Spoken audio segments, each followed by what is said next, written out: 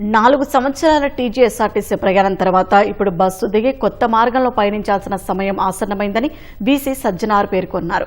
TGSRTC ఎండీగా ఉన్న సజ్జనార్ను హైదరాబాద్ సిపిగా ప్రభుత్వం నియమించింది. ఈ నేపథ్యంలో సజ్జనార్ ఎక్స్ వేదికగా స్పందించారు. ప్రయాణాలు ఆగిపోవచ్చు, కానీ ప్రయాణికులు ముందుకు సాగుతూనే ఉంటారు. ఇప్పుడు నా బస్సును పార్క్ చేసి తదుపరి సవాల్ దిశగా ప్రయాణం వేగవంతం చేయాల్సిన సమయం వచ్చిందని పేర్కొన్నారు. అంకిత భావంతో పనిచేసిన ప్రతి ఉద్యోగికి హృదయపూర్వక కృతజ్ఞతలు తెలియజేశారు. ఆర్టీసీ కళాభవన్లో జరిగిన వీడ్కోలు సమావేశంలో సజ్జనార్ను ఆర్టీసీ ఉద్యోగులు, సిబ్బంది ఘనంగా సన్మానించారు.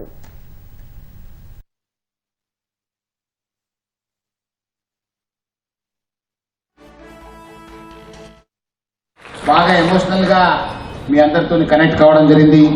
రోజు మీరు నా హృదయంలో ఉంటారు. ప్రతిసారి కూడా బస్ కనిపించినంత మీరందరూ నాకు గుర్తొస్తారు. ఈ 4 years it was a wonderful time. చాలా సాధించాను, చాలా యాజమాన్యం కూడా సాధించింది. దానికంతా కారణం మీరందరే అని చెప్పడానికి నాకు చాలా సంతోషం అనిపిస్తుంది.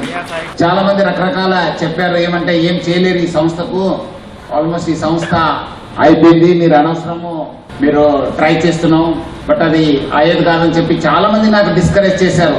I never got డెటర్డ్.